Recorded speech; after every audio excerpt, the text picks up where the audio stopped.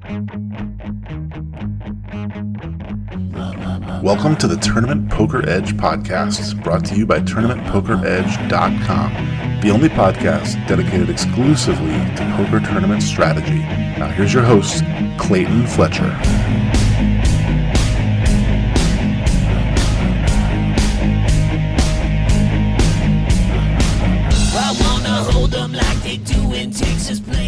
Hello once again, everybody, and welcome to the Tournament Poker Edge podcast. I'm your host, Clayton Fletcher, here in New York City, where I am again preparing to return to my beloved Secaucus, New Jersey, a great commuter town in the great state of New Jersey, which offers relatively low-priced hotel rooms and the opportunity to play legal, regulated online poker right across the river from where I live. And the main event of the Fall Online Poker Championship, or whatever the heck WSOP.com is calling it this week or this month. They seem to have an event every month. So this one I am planning to play in the main event. I believe it's a $500 buy-in.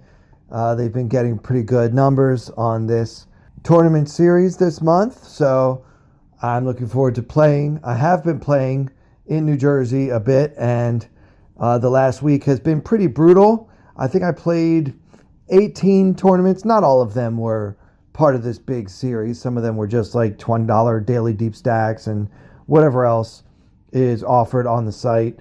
But 18 is 18, and I have no cashes in my last 18 tournaments. Now, some of you out there may have never gone 18 tournaments in a row without cashing in any, but due to my playing style, this is far from a record. I believe my record is 37 in a row without cashing, which is actually kind of hard to do, and it's getting harder to do now that the trend is towards more players being paid in each tournament field. And it used to be the standard was always 10%, right?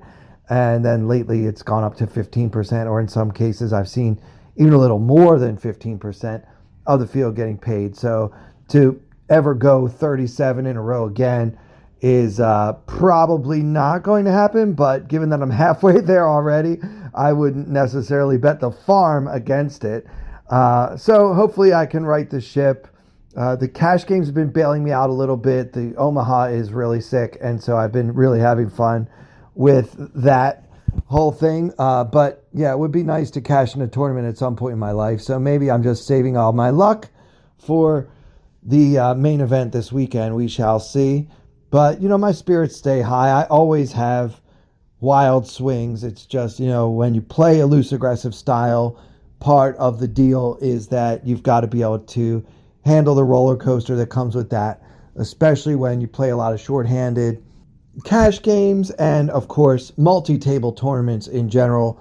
There's just a lot of variance there. And as we all know, I'm not the best at paying attention to ICM. I always play for the win, and so as a result, I probably bust out on or near the bubble a lot more than you do. So it may sound crazy to go 18 or more tournaments without cashing, but for me, it's not the first time, and the odds are it will not be the last. And speaking of variance, our friends Daniel and Doug are now really in the heat of battle in this online, what has now become an online heads-up grudge match, as they're calling it. Now, I've checked out different streams. I watched Daniel's stream on GG Poker. I've watched Doug's stream on Upswing Poker. Without being able to see the cards, it's really tough to know exactly what's happening in this match just based on the commentary. I mean, of course, they have really good announcers on basically all the streams, people that know heads up and they understand kind of GTO philosophy and stuff like that. So it makes very little difference, in my opinion, which stream you tune in to watch, because you're going to see the same thing on your screen. It's just if you happen to have a preference for one commentator or another. I mean, obviously on the Upswing stream, they are rooting very adamantly and quite openly for Doug Polk. And you know what? It's his website. I mean, what would you expect? That they're going to be fair and balanced and impartial when it's, that's their boy. So, of course, they're rooting for him and cheering for him. Over on the GG stream, it's a little bit less partial. Of course, Daniel is a sponsored pro and actually a part owner, I believe, of GG Poker. So that would be the stream where they would root openly for him. But the vibe is a little bit more professional and at least giving the appearance of impartiality. But as for the analysis, I think it's fair to say whichever stream you decide to watch, you're going to get some good color commentary and analysis, the best you can do when you can't actually see the cards. So even if I could see one player's cards, it's a lot easier for me to explain why one player or the other player is doing a given action. But not being able to see anyone's cards, then you're really just kind of blindly talking about general ranges. And when it comes to heads up, pretty much you play every hand, or at least almost every hand before the flop. And it's always like a raise and then either a 3-bet or a call. It's very rare to raise and take it in a heads-up match. I mean, maybe the very bottom of your range you could fold. But because the early streets in a heads-up hand are so wide open, it becomes very hard to limit the possible 2-card combos that could be in either player's hands. So because of that, the best analysis you'll find is when a pot gets to the river and they can sort of pick apart the action that's taken place so far. Well, okay, Doug called a check raise on the turn, and now he's leading here on the river. He either has, whatever, so he's polarizing himself, whatever the case may be. So those are the pots where those commentators really earn their money, because once you get to 4th Street and beyond, it becomes more defined in terms of what story each player is trying to tell. So because of that, that's where those guys really earn their money. And I've learned a lot from watching some of the commentary, especially on those hands that do go to the river and there's a decision of whether to call or raise or fold on the river. Those are the hands that have been the most eye-opening to me, as far as for me trying to sharpen up my heads up, no limit hold'em game. I mean, it's not a game that I play very often, and when I do, it's usually in a tournament situation, which is very different from what we're watching in the cash game scenario, because when I get heads up in a tournament, we're almost always playing 20, 30 big blinds, because that's just how it is in tournaments. Maybe not heads up at the main event. Okay, if you're playing the World Series of Poker main event heads up, you'll have more than 20 blinds probably. At least the average would be much greater than that at the start of heads up. So it's not really an apples to apples comparison. So, I wanted to point out, thank you guys, those of you who have chosen to troll me on Twitter. If you're not following this fascinating fiasco, you really should be. But if you're not, let me update you. As I'm recording this on Thursday, November 19th, they're actually playing heads up right now while I'm recording, and Daniel is up about a buy-in, which puts him up 5 buy-ins total, about $200,000 for the match so far. Now, it's still relatively early. They've played about 3,000 hands of poker total, and they're almost definitely going to play 25,000 by the time all is said and done. There is a clause that says the player who's down after 12,500 hands is allowed to say, uncle, I give up. I don't want to lose any more money. I'm getting killed here.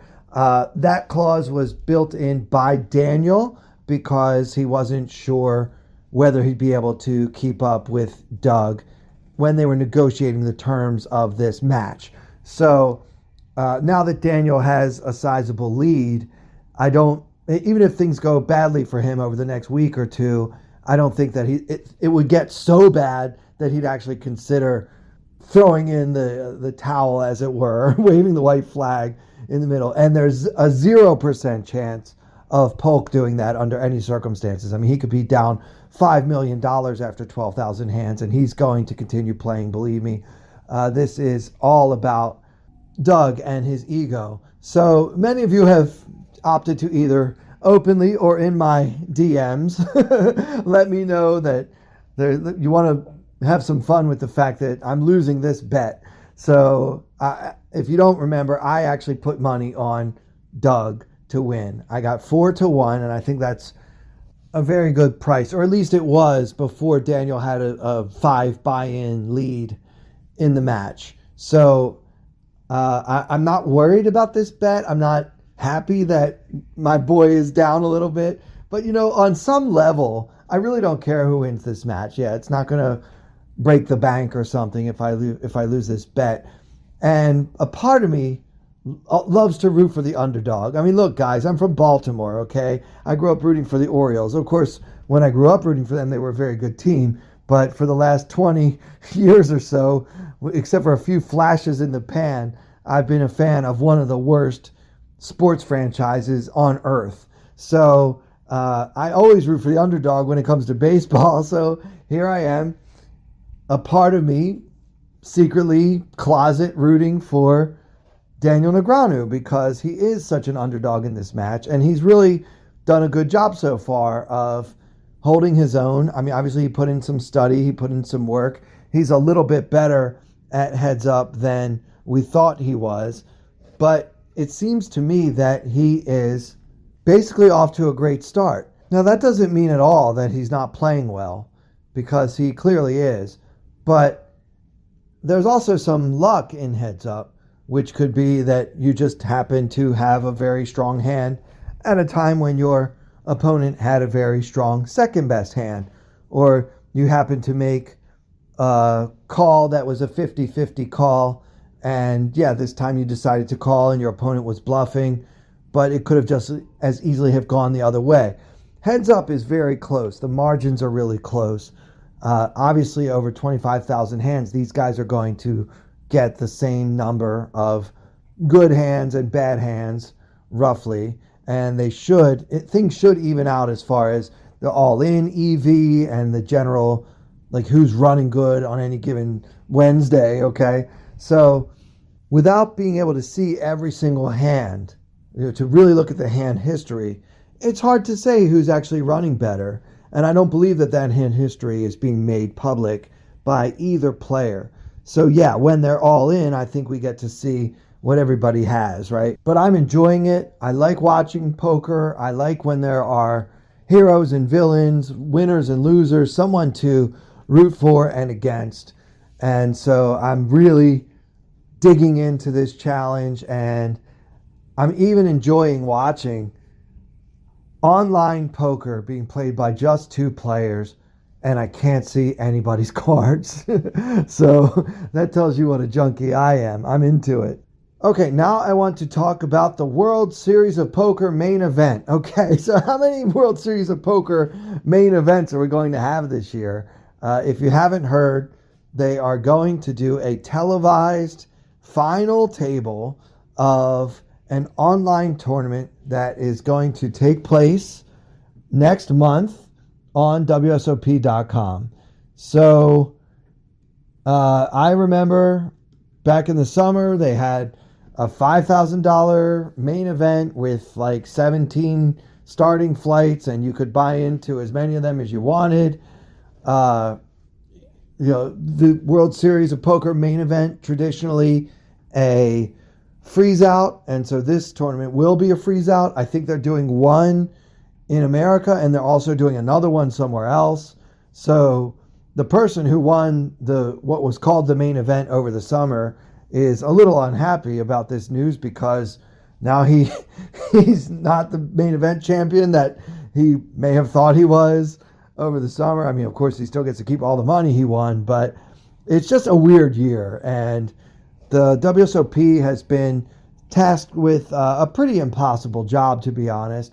When they first made the decision back in the spring to cancel the events in Vegas this summer and move them to online, there was not a lot of information, or at least there was no consensus about the coronavirus, how long it would last, when we would have a vaccine, whether it would be gone at the end of the summer, what was going to happen. And so they told us back then, we're going to reschedule the WSOP events in Las Vegas sometime in the fall. Stay tuned. Okay, I remember getting that message. Well, now, as we've seen lately, cases of COVID are rising across the country, including in Nevada. And it would just be really irresponsible to try to have a World Series of Poker now that we're in the fall. Also, it's too late, so they would have had to plan it months ago. And it's just not happening. So the problem is, and here's where kind of seeing things from an entertainment perspective, I might have some insight into this, that if you're watching and you're like, why are they bothering to do this? And if you haven't read about it, they're going to play online, and then the final table is going to be live and broadcast on ESPN. And once the players get to a heads-up situation, they're going to add $1 million for the winner to the prize pool. And so that won't come out of player buy-ins. It's basically added money, a free roll, if you will, which is probably being done to entice people to play a $10,000 online tournament that might otherwise not play. So I don't know how many people will take it that way, but to me, that kind of added value is terrific. Also, it's a very low rake. So if you play on WSOP.com, it's going to be 9,600 plus 400, which I say is low rake because that might sound high to you, but believe it or not, it's the lowest that it's been in my lifetime, because it's normally 9,400 plus 600, and I think there's even an additional percentage taken out for the dealers. So because we don't have live dealers and because we don't have all of the expenses, they have reduced the rake percentage. So this is all happening. Of course, you can only play in Nevada and New Jersey. Is going to be Sunday, December 13th. And if you make it to day 2, that's going to be December 14th.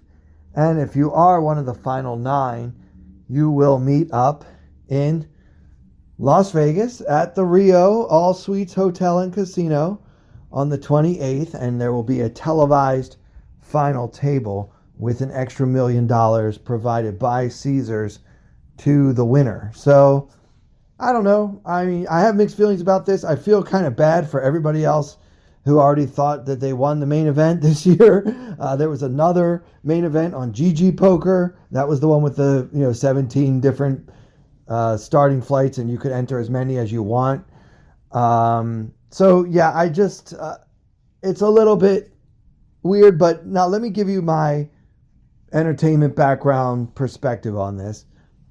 There's a deal between Caesars Entertainment and Disney. Disney, of course, owns ESPN, and they have a deal to show poker events for a certain number of hours every year on the network.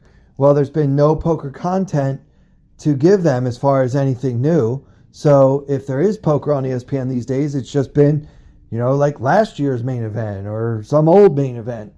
Maybe the year Jamie Gold won or something. So this helps to capitalize on that contract. So money has already been paid for these rights, and so you might as well try to get your money's worth. So that, to me, is factoring into why they're doing it this way. But yeah, there was talk over the summer about all these summer bracelets being played online in only 2 states, cheapening the bracelet, and then they had, they really built it as the main event. They later went back and said, no, that was the online main event, or the other one was the GG online main event, or whatever.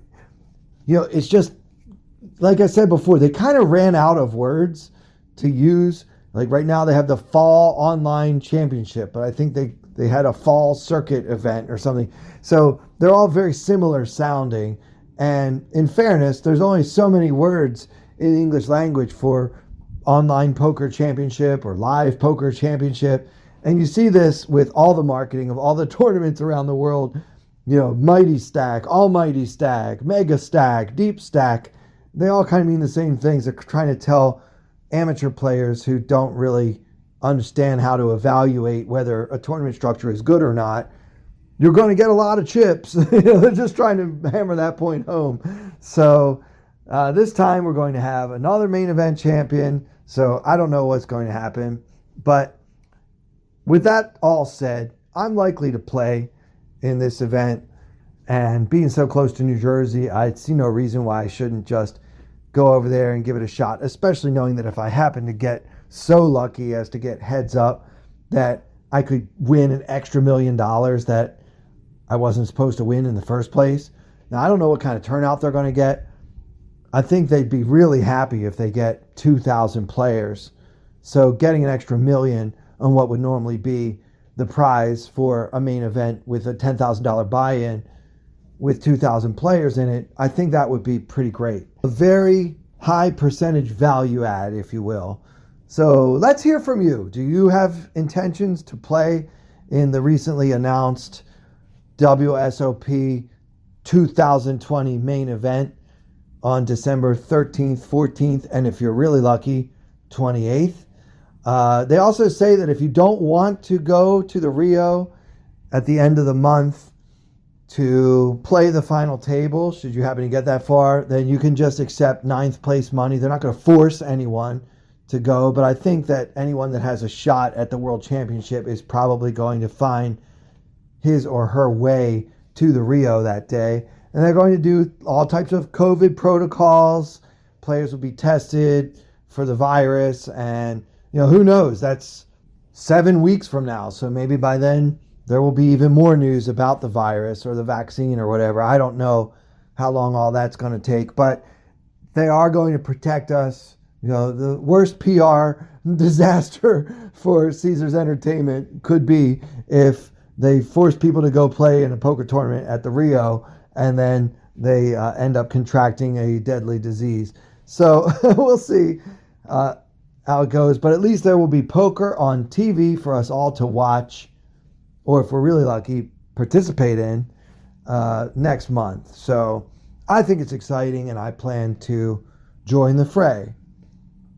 All right, so good news. I was able to solve the problem with my poker tracker software, and I do have hands from the $109 Progressive Knockout Bounty event that I played last month and won first place. I wanted to discuss this tournament on our last episode, but it just couldn't happen because of, let's just say, technical ineptitude or technical difficulties on my part. But yeah, I have a couple of hands. In each of these hands, I have Ace Jack, and that's just a coincidence, but these were two hands from kind of the middle stages of the tournament that I thought were interesting or important for different reasons. So let's take a look at my first Ace Jack hand. Okay, so in this one, I had actually just been moved to a new table. This is shortly after the close of registration in the tournament. We're probably about 70 or 80 spots away from the money. At this point, I had collected a few bounties. I was doing great. The average stack was 650,000. Now that sounds really high, but this tournament, they start you with, I think, 200,000. I don't know why ACR does this, but when you play in the knockout events, the PKOs, they always beef up your starting stack for whatever reason. There must be some logic to it. I just don't know what that is. So anyway, we have 990,000, so almost a milli, and the average is 650. And all the tables in this event are 8-handed. It's an 8-handed tournament, and so the blinds are 7,000 and 14,000 with 1,750 ante for each player. I love these odd numbers they use. Anyway, that means our M is 30. We have about 70 big blinds if you prefer. And we're under the gun holding Ace Jack suited, Ace Jack of diamonds. You could fold, especially given that it's a brand new table. We don't have reads on our opponents. No one we recognize here. It would be fine, actually. I think you're not giving up that much EV to just fold here. Your M is 30, you 50% higher than an average stack. It's not necessary for you to get involved in situations where you might put yourself in tough spots. Just to let you know how close it is for me, if we were at a 10-handed table and everything were the same, including my stack size, and I were under the gun with the ace jack of diamonds, I would fold without a second thought at a 10-handed table. Now, I know that sounds a little tight to many of you, and even to the solvers that are out there. Game theory suggests that we should be playing these kind of medium strength suited Broadway hands from early position. But in my experience, especially in the $50 or $100 buy-in levels on ACR, it is not very profitable to play marginal hands from up front. There's a ton of 3-betting in these tournaments. There are a lot of really aggressive players. You're going to be in some really horrible spots where he's going to 3-bet you small, and then you have to call and see a flop from out of position and an inflated pot with a marginal hand. So I tend to err on the side of avoiding those spots. In a full ring, I am shockingly tight in early position. So like I say, if I'm at a 10-handed table, I would pretty much always fold ace jack of diamonds. At a 9-handed table, it would depend on a variety of factors, like how many short stacks behind me, if I recognize anyone. If it's a tough table, it's an easy fold. If it's a average table, it's 50-50. But here at an 8-handed table, I thought I can go ahead and play. This is actually the third hand I've seen at this table, so I really don't have any meaningful reads at all on my opponents. But it's the first hand I've played at this table, and I have everyone at my table covered. So ace jack of diamonds under the gun, I go ahead and min raise to open. Min raising online still seems to be very common. You could definitely make a case for raising a little bigger, discouraging action, not wanting to get too many calls, especially because I do have a lousy position. You could make that case if you want. I just go ahead and min raise my entire range. Yeah, I just open to 28,000. The next two players fold, and so now the cutoff, who has about 570,000 chips, decides to call, and everyone else folds. So we're going to see a flop. We're going to be out of position against an unknown opponent that we have covered, and we have ace jack of diamonds. So there's 91,000 in the pot, and the effective stack is about 550. The flop comes ace of hearts, 10 of spades, tray of hearts. So ace, 10, tray with 2 hearts, hero with the ace jack of diamonds. So now I could certainly continuation bet here, and probably that is the standard play. We flop top pair, but it's pretty vulnerable with the hearts out there and possible gut shots. We don't want to give a free card to an opponent that's holding something like king jack or whatever. It will give them a free card to make a straight on us. That would be bad.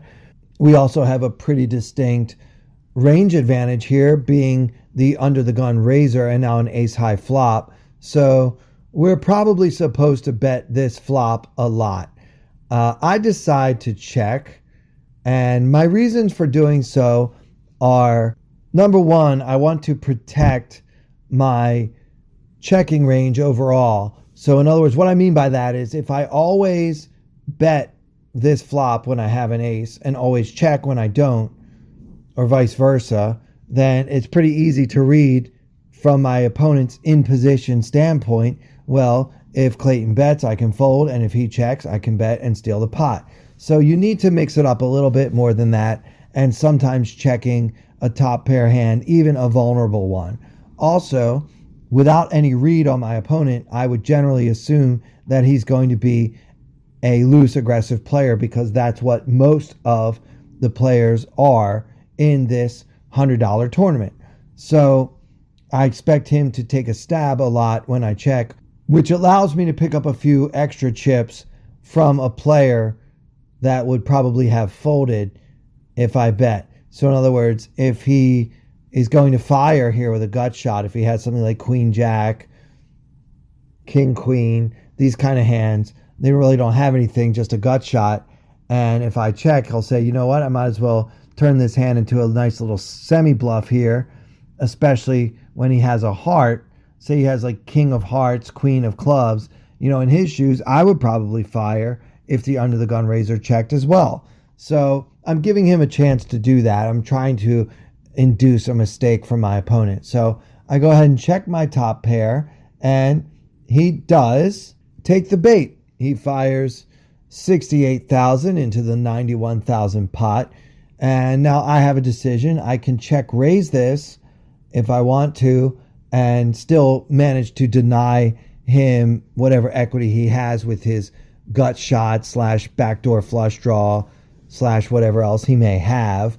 The danger in doing that is if my opponent continues, I will be out of position in what is now a very inflated pot, and my hand, once he calls the check raise, is actually pretty marginal for the situation. It's just an ace with a jack kicker. So for that reason, and because I don't have any backdoors to fall back on, other than, well, I do have backdoor Broadway cards, I suppose. But I mean, I don't have a backdoor flush draw to fall back on. That means for me, I don't want to raise him here. I don't know how this guy plays. I don't know what he's capable of or what he's not capable of. And I just don't want to be out of position trying to figure all that out here when I already have a nice, healthy chip stack. And I really just don't need to put myself in that kind of situation for such a large percentage of my stack. So for all those reasons, I just call. There is a case to be made for check raising. You do deny him whatever equity he may have. If you check raise big enough to get him to fold those hands. I mean, he's never going to fold a flush draw. I mean, I guess if you check shove, he might fold a flush draw, but then you lose a ton of chips when you run into something like 3 10s. So it's better not to, in my opinion. So I just call, and we're going to see a turn now with 227,000 in the middle and the effective stack around 480. The turn is the 6 of hearts. So our board is now ace, 10, tray with 2 hearts, and then 6 of hearts. So the flush got there. So if our opponent bet on the flop with a flush draw, he now has a flush, and we are drawing dead. So that's the worst case scenario, but worth mentioning.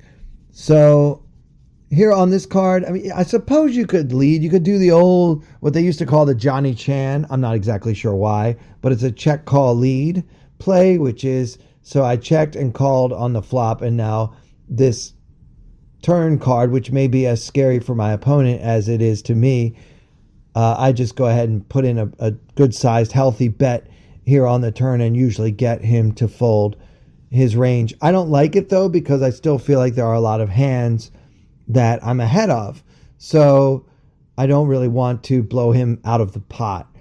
With that in mind, I check again, and now my opponent bets 170,000 into the 227,000 pot. So another very healthy bet. I mean, remember, he fired 68 into 91 on the flop, which is about 72%, I guess.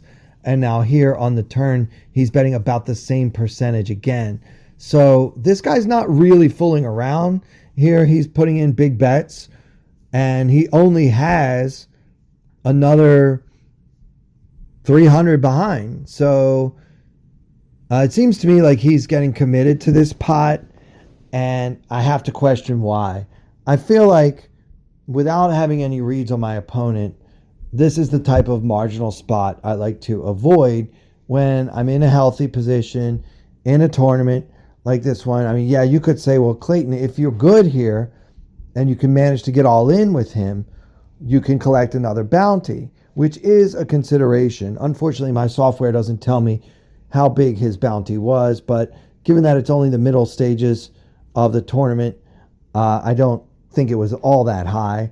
But still something to consider, because in a PKO, a full 50% of the prize pool comes from collecting bounties, which is an argument for taking more risks. And I did take plenty of risks in this tournament on my way to my first place finish. But this hand struck me as being, I don't know what's going on here. I just sat down at this table. I watched two hands go by, and now this guy is firing these huge bets like he's trying desperately to get it all in. Of course it could be a bluff, right? He could still have that king of hearts, jack of spades. But given this sizing, that's the best case scenario for me. In all likelihood, he's got ace 10, a flush, a set, something like that. So I decided to let it go right here. I certainly would have called a smaller bet. And you can say, well, Clayton, that's really exploitable. If you fold to big bets and call smaller ones, that's exploitable. And you're right. On some level, that is exploitable. But if you take a macro look at poker in general, the way you make money in poker is by having a really big pot when you have a really big hand and having a really small pot when you have a really small hand. And that's oversimplifying to the nth degree, but in a macro sense, that is what we generally want to do. And the only reason to really deviate from that is for deception. So if this guy's deceiving me and I just got outplayed, that's fine. You know, I've got one pair and I'm willing to let it go and live to fight another day. And I'm really glad I did. Well, I don't want to go forward yet, but let me just say, I would love to hear your thoughts on this hand. I know some of you are probably thinking, well, Clayton, you could have gotten out of this position by simply firing that continuation bet and keeping the lead in the pot. You know, by checking and playing passively post flop, you allowed your opponent to take this pot away from you. And you know what, guys? If that's your take on this hand, you're absolutely right. I can't really argue with it, but I will say that in my experience on this site in similar tournaments, it doesn't happen that often. So in other words, generally what I was expecting on the turn is that my opponent will usually check behind. And in those times when I've been in similar spots and went to the river, he turns over the nuts at the end, a good percentage of the time. So typically in a $100 buy-in on ACR, if a player is acting like he has the nuts and risking his tournament life versus one of the tournament chip leaders in the process, 50 spots before we get into the money, that guy's got the nuts. So I just threw it away. But let me know what you think. The Twitter is @ClaytonComic. Let me know your thoughts on this hand. And am I just a wimp and a pushover? And should I have duked it out and let him show me the bad news? So, yeah, I almost said before, I'm glad that I made this fold because just a few hands later, I ended up getting into a pre-flop all-in with a relatively short-stacked player. And I had suited ace-king versus his ace-ace. And, yeah, the 6% didn't happen. So I lost that one. And that put me right around average, a little higher. Yeah, it took me down to 650,000. So I lost a third of my stack there. So if I would have lost a lot more chips in this pot, then I would have really been in bad shape after running my ace king suited into pocket aces. So, yeah, as it stood, possibly because I made a good fold there or just took the cautious line, I still had a slightly above average stack at 650,000. My M was 18 and I had 50 big blinds and then ace jack again. So this is just a few hands, maybe one orbit after the other ace jack hand that we just reviewed. Blinds are the same, still 7,000, 14,000 with that weird 1750 ante. I'm in third position now, so two folds to me. And this time we have ace of spades, jack of hearts. Again, I just opened the minimum here. I do mix it up just occasionally, make it 2.5, but I really don't see a strong case for going any bigger than that or really even bigger than the minimum, to be honest. This time I get 3 callers and 2 of them have me covered. So it's a very different scenario from the one we had before. So the cutoff calls, the button calls, and now he's the villain from the other hand, so he's in this pot as well. And the big blind, who actually has us covered, calls as well. So that's a lot. There's 133,000 in the pot. We have 615 behind. The cutoff has 575 behind. So we've got him barely covered. And the other two players have us covered. The button, who again is the villain from the previous hand that we talked about, he's got 740. And the big blind has 1.2 million. So 4 of us see a flop. Again, we have ace jack offsuit, and the flop comes queen of spades, 10 of diamonds, tray of clubs. So queen 10 tray rainbow. So we have an overcard and a gut shot to the nuts. The big blind checks to us, and we check. Now, we were the pre-flop raiser. Is this a spot for a continuation bet? I suppose continuation betting is okay. I opted not to because I just find that on a flop with 2 Broadway cards and you have 3 opponents, it's just unlikely that continuation bet is going to take it down. And then things can get even more awkward when we make a pair on the turn.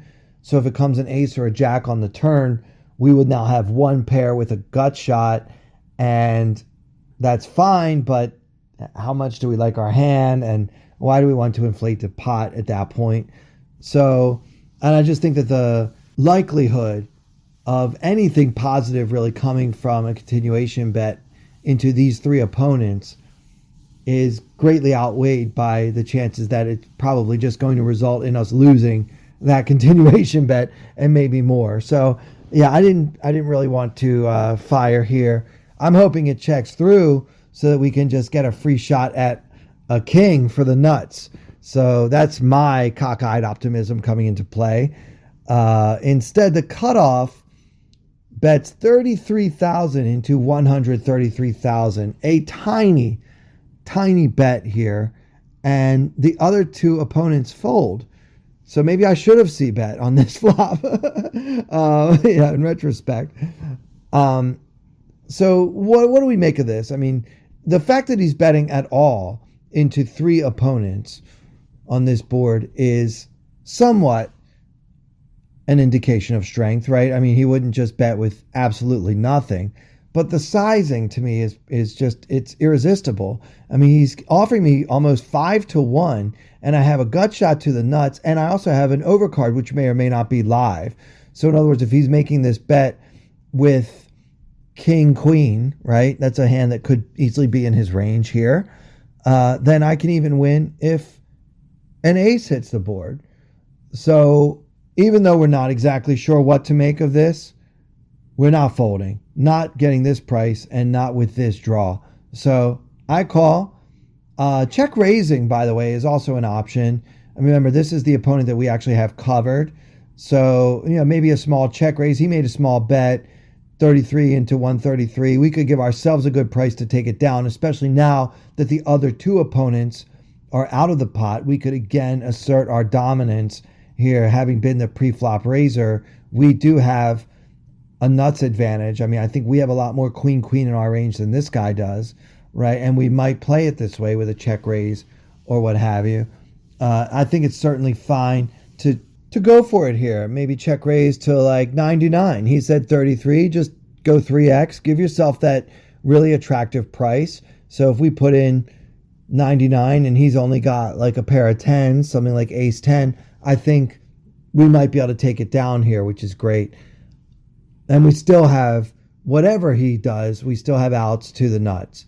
So that's totally fine. I just took the lower variance route and just took the price he was offering, calling, getting almost 5-1 and closing the action. So the pot is now 200,000 and the effective stack is 540. Now, I should mention, I probably should have mentioned earlier, this is the first pot that this player has entered. I've seen, I think, 9 hands, 10 hands at this table, and this is the first hand that he's played. So I remember thinking, he was a little bit tighter than average at this table. So that also factored into my decision making as far as not wanting to check raise, because I think that he is more likely than average to have a monster given his relative tightness so far in the very, very few hands I've seen at this table. I'm not putting too much stock in that, but it did enter my thinking, so I wanted to mention it here. All right, so with 200,000 in the pot, the effective stack 540,000. That's my opponent's stack, and I barely have him covered with my stack of 580, excuse me. The turn is the 4 of hearts. So do we want to do a check call lead here? It's fine, but what are we really representing, right? I mean, what do you check call and then we suddenly wake up when the 4 hits?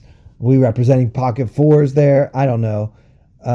I gave a little bit of consideration to betting, but because I just think it doesn't really represent very much, I decided to go ahead and check again, and hoping beyond hope that my opponent will check and give me another free shot at that king, or possibly a blank that I can then bluff on the river, because like how much strength is he really showing by betting 20% of the pot on the flop and then checking back heads up on the turn. So I would very often bluff the river if he checks back on the turn. So it does check through, and so now I'm starting to think I need to make a plan for winning this pot, which seems to be available all of a sudden. And the river is the jack of diamonds, giving me a pair on a board of queen 10 tray 4 jack. So I now have second pair with an ace kicker. I also had to consider that I have so much more ace king than he does. My opponent has to be concerned that I just rivered the nuts given the way I've played the hand. Still, I decided to check, and my plan is to call. I think that given the way my opponent has played this hand, he's going to show up here with ace 10 a lot, and I don't think that he'll call a bet if I make one, given that his hand is now reduced to third pair on a relatively scary board. So I just didn't feel like I had a value bet here. In order to have a value bet, you have to have a hand that can beat your opponent's hand, but he still has to call. And so I just didn't really think I could squeeze much more juice out of this orange by betting. So my only hope, therefore, is to check. And I'm hoping that he turns his hand, whatever it is, into a bluff. And I'm thinking he's got something like ace 10, king 10, possibly even a pair below a 10, like pocket 9s or something. I suppose those hands could be in his range for betting so small on the flop. But I don't know. It just feels like a 10 a lot to me. So I'm just hoping it's not jack 10, because I'm planning to pay off a river bet. So I check, and fortunately for me, my opponent checks behind and turns over king 10 offsuit. So my instincts were right. He did have a 10, and his play is pretty consistent with having a 10. Betting pretty small on the flop and then not putting any more chips in on the turn. So I win a pretty nice pot here against an opponent that I thought was pretty tight, and then he turns out to have king 10 offsuit and called from worst relative position. So what do I know? That just goes to show you don't want to put too much stock into a read you have after 8 or 9 hands. You really need to build up a profile on your opponents before you start making major decisions based purely on an extremely unreliable read. So let me know what you guys think about these two hands. At Clayton Comic on Twitter. Always love to hear from you guys. My DMs are open, but I do prefer you tweet publicly so that we can all discuss the action together. Do you like my lines? Would you have checked this river planning on calling? Or do you think I do have a value bet? And in the first hand, what are your thoughts on how cautiously I handled that ace-jack suited? Also, share your thoughts on the upcoming World Series of Poker main event, December edition. I believe the first time it's ever been held in December. And, of course, the match between Doug and Daniel. Let me know what you think of all of these things and anything else on Twitter at Clayton Comic. And also, if you're still looking for a poker training and coaching site, may I humbly suggest tournamentpokeredge.com. We've got thousands of hours of unbelievable educational videos from some of the greatest minds in poker: Colin Moshman, Andrew Brokus, Alex Fitzgerald. You guys know the names. For as little as $25 a month, you can have access to all of our materials, including our forums where we discuss hands we played similar to the ones that I mentioned here on the podcast. So check that out at tournamentpokeredge.com. And for everyone here at TPE, I'm Clayton Fletcher. Thank you guys so much for listening.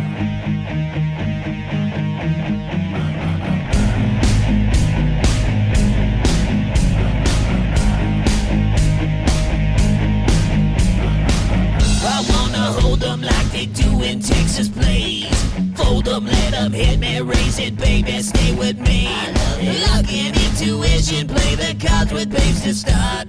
And after she's been hooked, I'll play the one that's on her heart.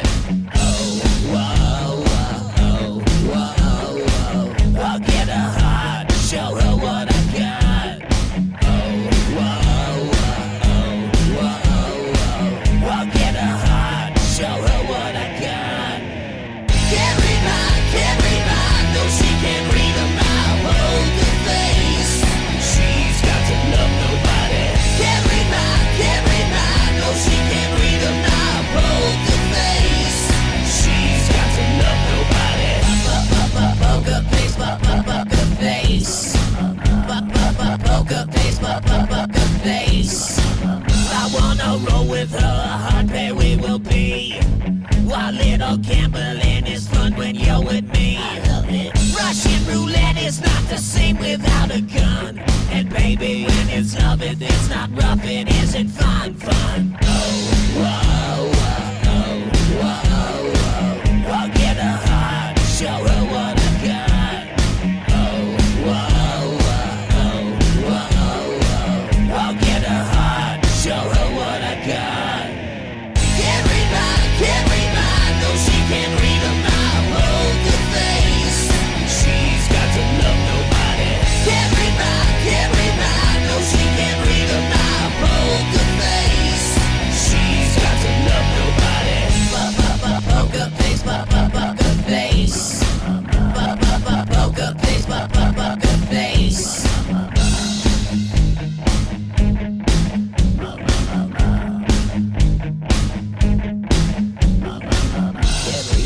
Can't read mine, no she can't read a mile. Poker face, she's got to love nobody.